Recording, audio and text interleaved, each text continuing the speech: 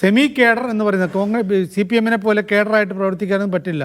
Semi cadre എന്ന രീതിയിൽ അദ്ദേഹം പറയുന്നത് കുറച്ചുകൂടി ആവേശത്തോടു കൂടിയിട്ട് പ്രവർത്തിക്കുന്ന ഒരു കൃത്യമായിട്ട്, ഇപ്പോൾ നേരത്തെ പറഞ്ഞ പെയ്ഡ് എന്ന് പറഞ്ഞാൽ ആ രീതിയിലെങ്കിലും കുറച്ച് കാശ് അങ്ങനെ പ്രവർത്തിക്കുന്ന ഫുൾ ടൈമർക്ക് കാശ് കൊടുക്കേണ്ടി വരും. കാരണം അവന് ഈ യാത്രയും മറ്റു കാര്യങ്ങളൊക്കെ ഉണ്ട്. ജീവിക്കാനുള്ള കാശിനേക്കാൾ കൂടുതൽ അവൻ്റെ ഈ പ്രവർത്തനത്തിനുള്ള കാശാണത്.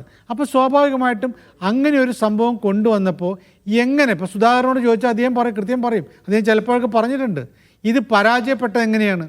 ഇതിനന്ന് എല്ലാവരും അംഗീകരിച്ചിരുന്നു. നമ്മളൊക്കെ ഇത് നടക്കുമോ എന്നുള്ള ഇപ്പോൾ നമുക്കറിയാം, നമ്മൾ തന്നെ നിഷാദ് ഉൾപ്പെടെയുള്ള ഞാനുൾപ്പെടെ അതൊരു ആശങ്കപ്പെട്ട, അങ്ങനെ ഈ കോൺഗ്രസ്സുകാർക്ക് പറ്റില്ല എന്ന് വിചാരിച്ചിരുന്നതാണ്. പക്ഷെ അന്ന് സംസാരിച്ചിരുന്ന കോൺഗ്രസ് നേതാക്കന്മാരെല്ലാവരും പറഞ്ഞ് ഞങ്ങൾ നടപ്പാക്കും, ഞങ്ങളുടെ ഒരു പുതിയ ഒരു അധ്യായം തുറക്കുകയാണെന്നൊക്കെ പറഞ്ഞു. ആ സെമി കേഡറായിട്ട് പോയാൽ മതിയായിരുന്നു. പക്ഷേ എന്തുകൊണ്ട് സംഭവിച്ചില്ല? സെമി കേഡറായിട്ട് പോയിരുന്നുവെങ്കിൽ ഇപ്പോഴത്തെ പോലെയല്ല, കുറേ കൂടി സജീവമായിട്ടുള്ള പ്രവർത്തനങ്ങൾ നടക്കുമായിരുന്നു.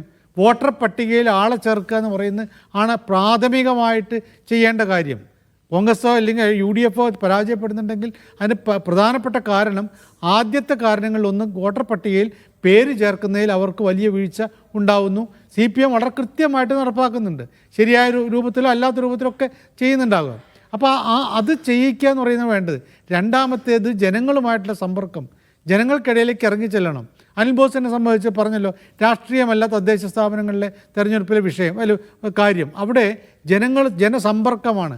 ജനസമ്പർക്കമുള്ള ആളുകളെ സ്ഥാനാർത്ഥിയാക്കി കൊണ്ടുവരെങ്കിൽ ജനസമ്പർക്കം എന്ന് പറയുന്ന സാധനം നടക്കണമല്ലോ. അത് ഇത്രയും ഈ കഴിഞ്ഞ തദ്ദേശ തെരഞ്ഞെടുപ്പ് കഴിഞ്ഞതിന് ശേഷം ഈ തെരഞ്ഞെടുപ്പ് വരാൻ തൊട്ടടുത്തെത്തി. ഇതിനിടയിൽ ജനസമ്പർക്കത്തിനായിട്ട് താഴെ തട്ടിൽ എന്തെല്ലാം പ്രവർത്തനങ്ങൾ നടന്നു. ഞങ്ങൾ മീറ്റിംഗ് വിളിക്കുന്നുണ്ട്, ഞങ്ങൾ കുടുംബയോഗം വയ്ക്കുന്നുണ്ടെന്ന് പറഞ്ഞിട്ട് കാര്യമില്ല.